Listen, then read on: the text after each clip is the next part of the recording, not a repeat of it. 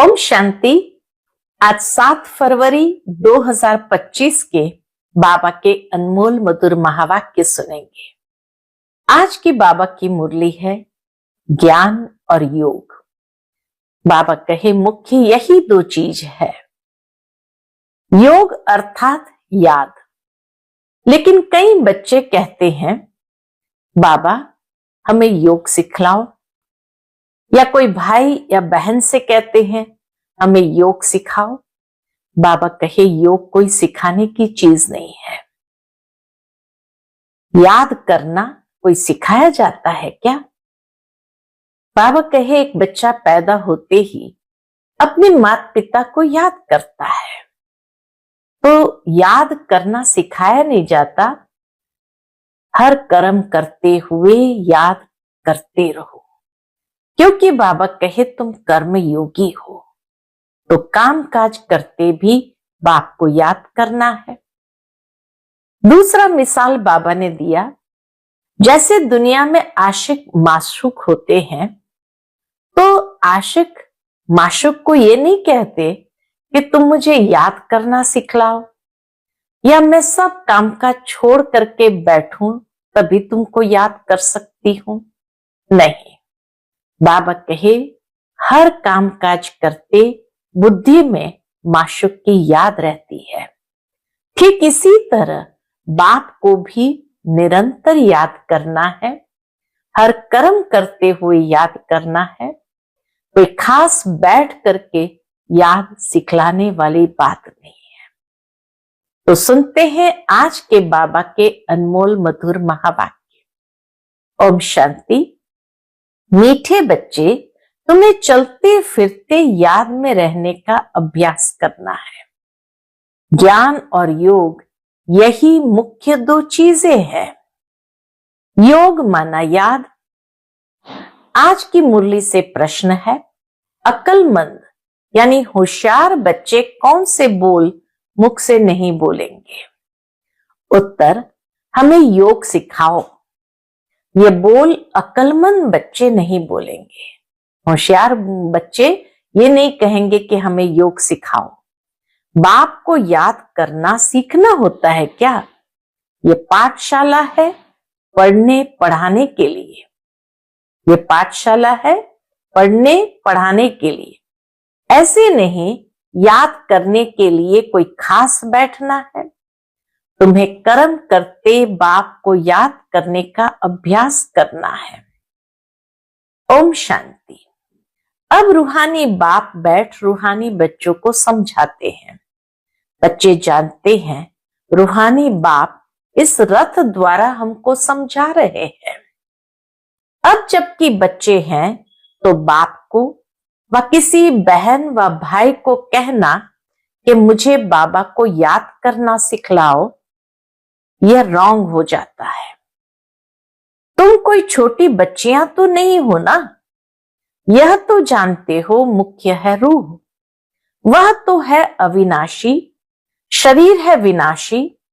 बड़ा तो रूह हुआ ना। अज्ञान काल में यह ज्ञान किसको नहीं रहता कि हम आत्मा है। शरीर द्वारा बोलते हैं, देह अभिमान में आकर ही बोलते हैं मैं यह करता हूं। अभी तुम देही अभिमानी बने हो। दुनिया में मनुष्य देह अभिमान में आकर बोलते हैं। बाबा कहे अभी तुम देही अभिमानी बने हो। जानते हो आत्मा कहती है मैं इस शरीर द्वारा बोलती हूं, कर्म करती हूं। आत्मा मेल है। बाप समझाते हैं, ये बोल बहुत करके सुने जाते हैं। कहते हैं हमको योग में बिठाओ। सामने एक बैठते हैं इस ख्याल से कि हम भी बाबा की याद में बैठे, यह भी बैठे। मुरली से पहले जब योग चलता है तो उस समय सामने बैठते हैं। बाबा कहे इसी ख्याल से कि हम भी बाबा की याद में बैठे और यह भी बैठे। अब पाठशाला कोई इसके लिए नहीं है। पाठशाला तो पढ़ाई के लिए है। बाकी ऐसे नहीं यहां बैठकर सिर्फ तुम्हें याद करना है। बाप ने तो समझाया है, चलते फिरते उठते बैठते बाप को याद करो। इसके लिए खास बैठने की भी दरकार नहीं। जैसे कोई कहते हैं राम राम कहो, क्या बिगर राम राम कहे याद नहीं कर सकते हैं? याद तो चलते फिरते कर सकते हैं। तुमको तो कर्म करते बाप को याद करना है। आशिक माशुक को खास बैठकर एक दो को याद नहीं करते हैं। बाबा कहे आशिक माशुक कोई खास बैठकर एक दो को याद नहीं करते हैं। काम काज धंधा आदि सब करना है। सब कुछ करते अपने माशुक को याद करते रहो। ऐसे नहीं कि उनको याद करने के लिए खास कहां जाकर बैठना है। तुम बच्चे गीत व कविताएं आदि सुनाते हो तो बाबा कह देते हैं ये भक्ति मार्ग के हैं। कहते भी है शांति देवा, सो तो परमात्मा को ही याद करते हैं, न किसी कृष्ण को। ड्रामा अनुसार आत्मा अशांत हो पड़ी है तो बाप को पुकारते हैं, क्योंकि शांति सुख ज्ञान का सागर वह है। ज्ञान और योग मुख्य दो चीजें हैं। योग माना याद, उन्हों का हठ योग बिल्कुल ही अलग है। तुम्हारा है राजयोग। बाप को सिर्फ याद करना है। बाप द्वारा तुम बाप को जानने से सृष्टि के आदि मध्य अंत को जान गए हो। तुमको सबसे बड़ी खुशी तो यह है कि हमको भगवान पढ़ाते हैं। भगवान का भी पहले पहले पूरा परिचय होना चाहिए। ऐसे तो कभी नहीं जाना कि जैसे आत्मा स्टार है वैसे भगवान भी स्टार है। बाबा कहे ऐसा तो परिचय कभी किसी ने नहीं सुनाया कि आत्मा स्टार है वैसे भगवान भी स्टार है। वह भी आत्मा है, परंतु उनको परमात्मा सुप्रीम सोल कहा जाता है। वह कभी पुनर्जन्म तो लेते नहीं है। ऐसे नहीं कि वह जन्म मरण में आते हैं, नहीं, पुनर्जन्म नहीं लेते हैं। खुद आकर समझाते हैं मैं कैसे आता हूं। त्रिमूर्ति का गायन भी भारत में है। त्रिमूर्ति ब्रह्मा विष्णु शंकर का चित्र भी दिखाते हैं। शिव परमात्मा नमः कहते हैं ना, उस ऊंचते ऊंच बाप को भूल गए हैं। सिर्फ त्रिमूर्ति का चित्र दे दिया है। ऊपर में शिव तो जरूर होना चाहिए, जिससे यह समझे कि इनका रचयिता शिव है। रचना से कभी वर्षा नहीं मिल सकता है। तुम जानते हो ब्रह्मा से कुछ भी वर्षा नहीं मिलता। विष्णु को तो हीरे जवाहर का ताज है ना। शिव बाबा द्वारा फिर पैनी से पाउंड बने हो। वर्थ नॉट पैनी थे, पैनी से पाउंड बने हैं। शिव का चित्र न होने से सारा खंडन हो जाता है। त्रिमूर्ति में ऊपर शिव का चित्र न होने से सारा खंडन हो जाता है। ऊंचते ऊंच है परम पिता परमात्मा, उनकी यह रचना है। अभी तुम बच्चों को बाप से स्वर्ग का वर्षा मिलता है 21 जन्मों के लिए। बल वहां फिर भी समझते हैं लौकिक बाप से वर्षा मिला है। वहां यह पता नहीं कि यह बेहद के बाप से पाई हुई प्रारब्ध है। यह तुमको अभी पता है। अभी की कमाई वहां 21 जन्म चलती है।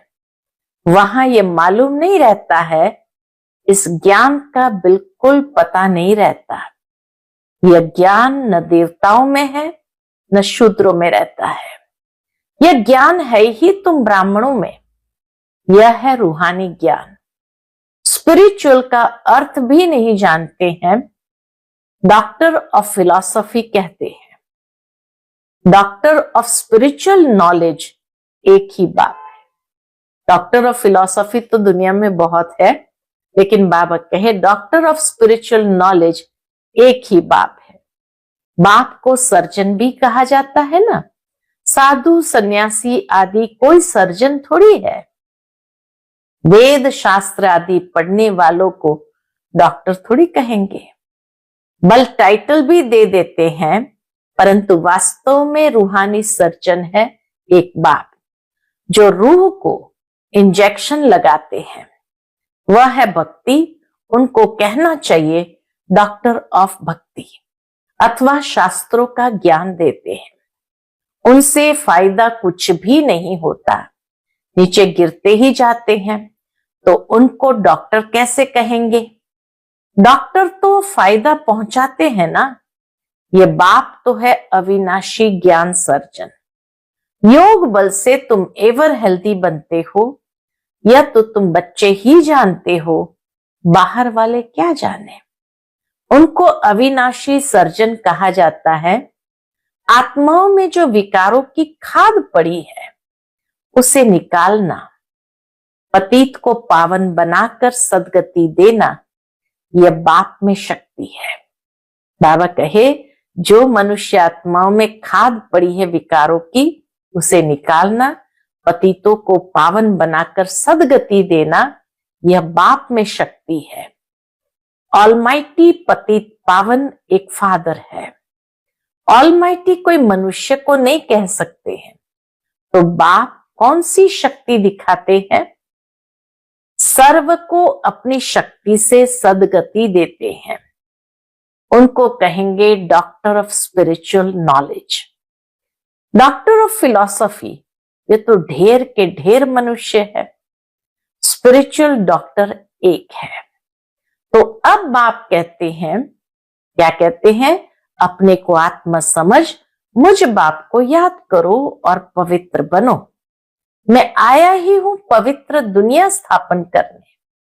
फिर तुम पतित क्यों बनते हो?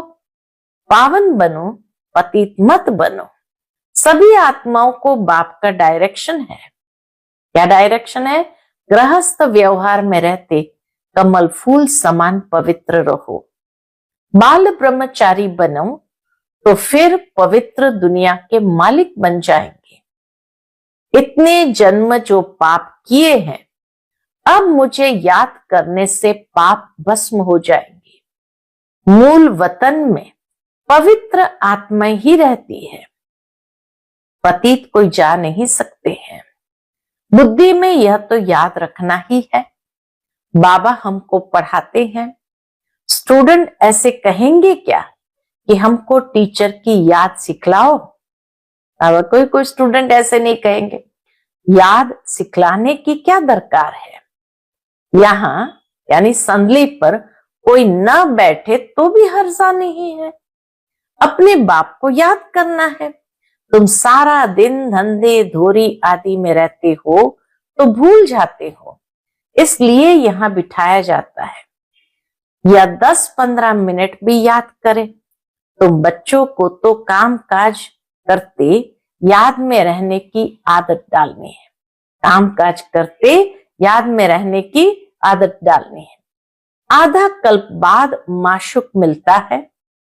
अब कहते हैं मुझे याद करो, तो तुम्हारी आत्मा से खाद निकल जाएगी और तुम विश्व के मालिक बन जाएंगे। तो क्यों नहीं याद करना चाहिए? स्त्री का जब हथियाला बांधते हैं तो उनको कहते हैं पति तुम्हारा गुरु, ईश्वर सब कुछ है, परंतु वह तो फिर भी इसको याद करती है। पति ही सब कुछ है, परंतु वह तो फिर भी मित्र, संबंधी, गुरु आदि बहुतों को याद करती है। वह तो देहधारी की याद हो गई। यह तो पतियों का पति है, उनको याद करना है। कोई कहते हमको निष्ठा में बिठाओ, परंतु इससे क्या होगा? अच्छा, किसी को बिठा दिया, निष्ठा माना याद में, योग में बिठा दिया, फिर क्या होगा? 10 मिनट यहां बैठते हैं तो भी ऐसे मत समझो कि कोई एक रस हो बैठते हैं। पूरा 10 मिनट एकदम आत्मस्थिति में बैठे हैं। भक्ति मार्ग में किसकी पूजा करने बैठते हैं तो बुद्धि बहुत भटकती रहती है। नौधा भक्ति करने वालों को यही तात लगी रहती है कि हमको साक्षात्कार हो, वह आश लगाकर बैठे रहते हैं, एक की लगन में लवलीन हो जाते हैं, तब साक्षात्कार होता है। उनको कहा जाता नवधा भक्त। नवधा भक्त माना नव विधि से भक्ति करने वाले। वह भक्ति ऐसी है जैसे आशिक माशुक खाते पीते बुद्धि में याद रहती है। उनमें विकार की बात नहीं होती। शरीर पर प्यार हो जाता है, एक दो को देखने बिगर रह नहीं सकते। अब तुम बच्चों को बाप ने समझाया है, मुझे याद करने से तुम्हारे विकर्म विनाश होंगे। कैसे तुमने 84 जन्म लिए हैं। बीज को याद करने से सारा झाड़ याद आ जाता है। यह वैरायटी धर्मों का झाड़ है ना। यह सिर्फ तुम्हारी बुद्धि में ही है कि भारत गोल्डन एज में था, अब आयरन एज में है। यह अंग्रेजी अक्षर अच्छे हैं, इनका अर्थ अच्छा निकलता है ना। बाबा कहे वैरायटी धर्मों का ये झाड़ जिसमें गोल्डन एज सिल्वर एज है, यह अंग्रेजी अक्षर अच्छे हैं, इनका अर्थ अच्छा निकलता है। आत्मा सच्चा सोना होती है, फिर उनमें खाद पड़ती है और अभी बिल्कुल झूठी हो गई है। इनको कहा जाता है आयरन एजेड। आत्माएं आयरन एजेड होने से जेवर भी ऐसा हो गया है। आत्माएं आयरन एजेड होने से जेवर भी ऐसा हो गया है। अभी बाप कहते हैं, क्या कहते, मैं पतित पावन हूं, मां में कम याद करो। तुम मुझे बुलाते हो, हे पतित पावन आओ। मैं कल्प कल्प आकर तुमको ये युक्ति बताता हूं। मन मना भव मध्याजी भव, अर्थात स्वर्ग के मालिक बनो। कोई कहते हमको योग में बहुत मजा आता है, ज्ञान में इतना मजा नहीं, बस योग करके यह भागेंगे, योग ही अच्छा लगता है। कहते हमको तो शांति चाहिए। अच्छा, बाप को तो कहां भी बैठ याद करो, याद करते करते तुम शांति धाम में चले जाएंगे। इसमें योग सिखलाने की बात ही नहीं है। बाप को याद करना है। ऐसे बहुत है जो सेंटर्स पर जाकर आधा पौना घंटा बैठते हैं, कहते हैं हमको निष्ठा कराओ, या तो कहेंगे बाबा ने प्रोग्राम दिया है निष्ठा का। यहां बाबा कहते चलते फिरते याद में रहो। ना से बैठना अच्छा होता है, ना याद करे उसे तो बैठकर थोड़ी देर याद करे वो अच्छा होता है। बाबा मना नहीं करते हैं, भल सारी रात बैठो, परंतु ऐसी आदत थोड़ी डालनी है कि बस रात को ही याद करना है। आदत यह डालनी है कि काम काज करते याद करना है। इसमें बड़ी मेहनत है। बुद्धि घड़ी घड़ी और तरफ भाग जाती है। भक्ति मार्ग में भी बुद्धि भाग जाती है, फिर अपने को चुटकी काटते हैं। बुद्धि जब बाहर जाती है तो अपने को चुटकी काटते हैं। सच्चे भक्त जो होते हैं उनकी बात करते हैं। बाबा किसकी बात करते हैं? सच्चे भक्त ऐसे करते हैं। तो यहां भी अपने साथ ऐसी ऐसी बातें करनी चाहिए। बाबा को क्यों नहीं याद किया? याद नहीं करेंगे तो विश्व के मालिक कैसे बनेंगे? आशिक माशुक तो नाम रूप में फंसे रहते हैं।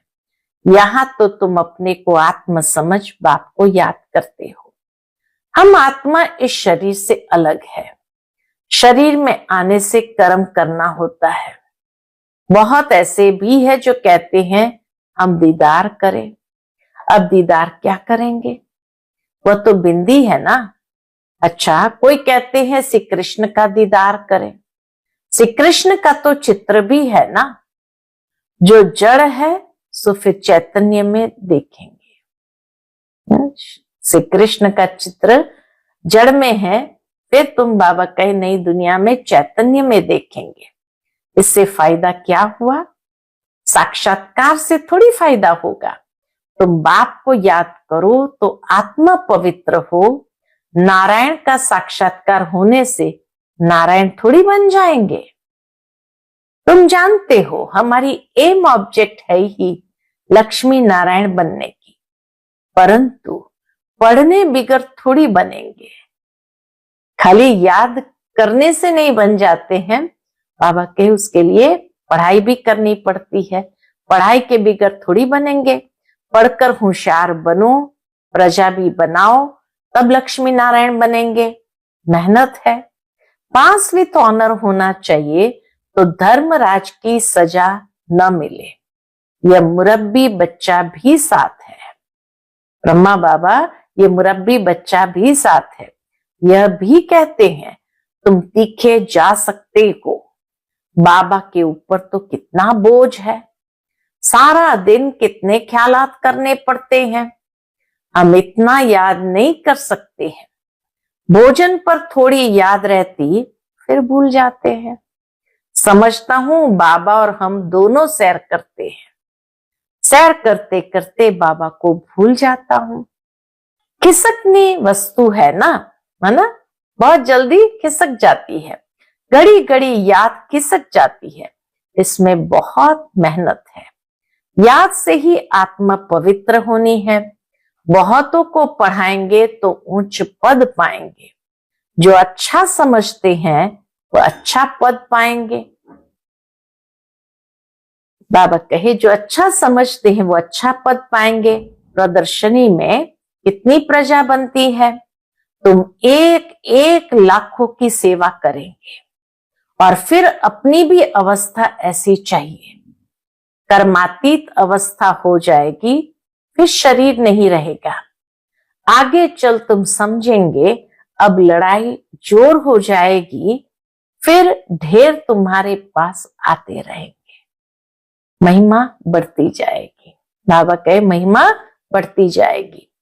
अंत में सन्यासी भी आएंगे। बाप को याद करने लग पड़ेंगे। उनका पाठ ही मुक्ति धाम में जाने का है। नॉलेज तो लेंगे नहीं। तुम्हारा मैसेज सभी आत्माओं तक पहुंचना है। अखबारों द्वारा बहुत सुनेंगे। कितने गांव है, सबको पैगाम देना है। मैसेंजर पैगंबर तुम ही हो।